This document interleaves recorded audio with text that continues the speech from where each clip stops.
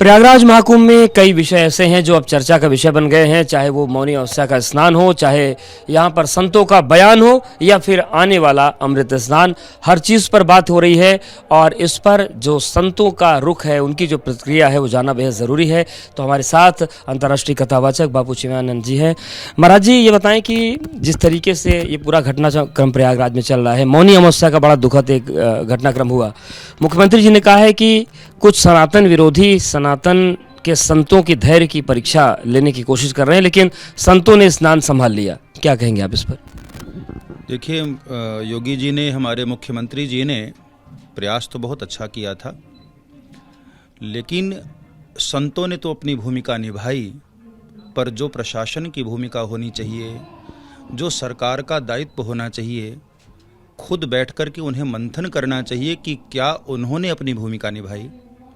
हर बात को विपक्ष पर डाल देना, किसी अन्य विरोधियों पर डाल देना एक संत के लिए शोभास्पद नहीं है। मैं आदरणीय मुख्यमंत्री जी का बहुत स्वागत करता हूं।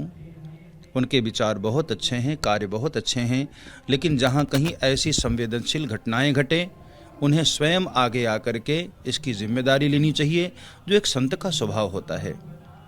बयान उनके बहुत अच्छे हैं कि ठीक है, मानवता की कोई परीक्षा न ले, अपने धर्म के लिए सभी यही सोचते हैं और हम कहीं से भी कायर नहीं हैं। लेकिन फिलहाल जो मुद्दा है, इस वक्त की जो भयानक घटना प्रयागराज में घटी है, उस पर बहुत गंभीरता से उन्हें कार्य करना चाहिए और जिम्मेदारी स्वयं लेनी चाहिए। हमारा जी, धीरेन्द्र कृष्ण शास्त्री जी आए थे प्रयागराज, और जब उनसे प्रश्न पूछा गया भगदड़ में मौतों को लेकर, तो उन्होंने कहा कि जिन लोगों की मृत्यु हुई उनको मोक्ष मिल गया। इसको लेकर लोग उस बयान को पचा नहीं पा रहे, दुखी हैं। आप क्या कहेंगे, क्या ऐसा बयान दिया जाना चाहिए? धीरेन्द्र कृष्ण शास्त्री जी अभी बालक हैं। कई बार वो बालकपने में बहुत कुछ बोल जाते हैं जो उन्हें नहीं बोलना चाहिए। अभी मैं समझता हूँ कि जैसे जैसे उम्र बढ़ती है, वैसे वैसे अनुभव बढ़ता है और वैसे वैसे समाज की समझ बढ़ती है। इस वक्त ऐसा भयावह दृश्य है मौनी अमावस्या की उस रात्रि का, जो कोई भी व्यक्ति देखे तो उसकी हृदय विदीर्ण हो जाएगा, और ऐसे मौके पर इस तरह से बचकानी बयान देना मैं समझता हूँ उनके लिए सही नहीं है। जिस परिवार में घटना घटी है, भले ही उस परिवार में बेड पर कोई पड़ा क्यों ना हो, लेकिन उससे भी एक लगाव होता है, एक ममत्व होती है। परिवार की क्या पीड़ा होती है वो उन्हें नहीं पता है जो इस तरह का बयान दे रहे हैं, उन्हें पता होगा जिन्होंने अपने परिवार के सदस्य को खोया है। मैं उस परिवार के साथ हूं और धीरेन्द्र कृष्ण जी को मैं एक बड़े भाई होने के नाते कहूँगा कि इस तरह से बचकानी बयान नहीं देना चाहिए, बल्कि समाज के साथ खड़े होना चाहिए। महाराज जी, मौनी अमावस्या का स्नान है, वो अमृत स्नान है, तो आपको क्या लगता है कि अब मौनी अमावस्या के बाद बसंत पंचमी पर यह घटना ना घटे जो होने वाला है, क्या होना चाहिए? मैं आने वाले सभी श्रद्धालुओं से विनम्र प्रार्थना करता हूं कि ये पूरा का पूरा क्षेत्र प्रयाग का संगम ही है। आपने देखा, एक थोड़ी सी लापरवाही से, एक थोड़ी सी हमारी अपनी कमजोरी के कारण कितनी बड़ी घटना घट गई। तो मैं सभी श्रद्धालुओं से प्रार्थना करूंगा, निवेदन करूंगा कि आप लोग अलग अलग घाटों पर स्नान कर लें, वही फल आपको प्राप्त होगा जो आपको संगम में प्राप्त होता है।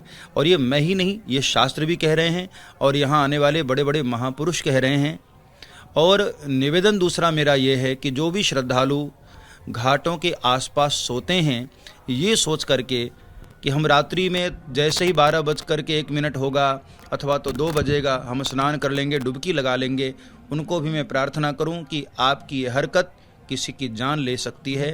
और यही हुआ उस दिन, जो बहुत सारे लोग सोए हुए थे, उनके कारण भी बहुत सारी अव्यवस्थाएं हो गईं। तो मैं प्रार्थना करूंगा सभी वर्ग को, जो लोग ये सोच करके, पहली बात तो ये कि 12:01 जो हम लोग मानते हैं वो हमारे धर्म में है ही नहीं। हमारे यहाँ ब्रह्म मुहूर्त शुरू होता है सुबह के 3 बजे के बाद। रात्रि में जो आसुरी बेला में स्नान करते हैं वो पुण्य की जगह अपराध करते हैं, देवताओं का अपराध करते हैं। इसलिए आप लोग ऐसी हरकत बिल्कुल न करें। और प्रयाग में किसी भी क्षेत्र में जहाँ भी गंगा दिखाई दें, जहाँ भी यमुना दिखाई दें, आप उन्हीं घाटों पर स्नान करें। शास्त्र में तो यहाँ तक कहा गया है कि 100 योजन की दूरी से भी गंगे गंगेत यो ब्रूयात योजनानाम सतैरपि मुच्यते सर्व पापेभ्यो विष्णुलोकम सगच्छति। 100 योजन की दूरी से भी अपने नल पर भी यदि कोई हर हर गंगे कह करके स्नान कर लेता है तब भी उसको गंगा स्नान का ही पुण्य प्राप्त होता है। तो ये तो आपका सौभाग्य है कि आप प्रयाग में हैं, लेकिन प्रयाग में आप संगम ही जाने के लिए जिद न करें। ये बच्चों जैसी बातें नहीं करनी चाहिए। किसी भी घाट पर और बहुत समझदारी से और बहुत ही विनम्रता से स्नान करके और मर्यादा को बनाए हुए स्नान करके हमको निकल आना चाहिए। धन्यवाद महाराज जी हमसे बातचीत करने के लिए। तो बापू चिन्मयानंद जी हैं, वो कह रहे हैं कि जिस तरीके की मौनी अमावस्या पर घटना हुई इसमें प्रशासन को अपना मूल्यांकन करना चाहिए, सरकार और मुख्यमंत्री को भी इस बारे में विचार करना चाहिए विपक्ष पर हमला करने के बजाय। वह उन्होंने बसंत पंचमी को लेकर अपील की है कि जो पूरा ये प्रयाग का क्षेत्र है या फिर 100 योजन का जो क्षेत्र है वहाँ पर हर हर गंगे बोलने से उस पुण्य की प्राप्ति हो जाती है, इसलिए संगम जाने की होड़ से बचें ताकि इस तरह की घटनाओं को रोका जा सके। सूरज पांडे के साथ अवधेश। मौनी अमावस्या की जो हृदय विदारक दुर्घटना हुई, मैं इसके लिए मीडिया के सभी बंधुओं से एक बहुत विनम्र मेरी प्रार्थना है कि सत्य के मार्ग पर चलने वाले को कभी भी डरना नहीं चाहिए, चाहे कोई भी हो।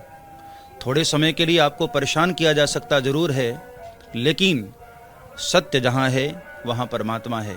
इसलिए आप लोग अपनी पूरी निष्ठा से, पूरी ईमानदारी से सत्य को जरूर दिखाएं।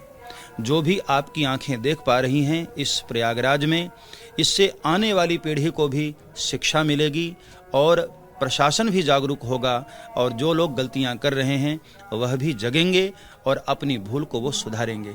इसलिए मैं विनम्र प्रार्थना करता हूं कि आप लोग सच्चाई को और यहाँ की सत्यता को जरूर आप लोग दिखाएं। For exclusive and insightful videos, subscribe to our new channel ABP Live Premium.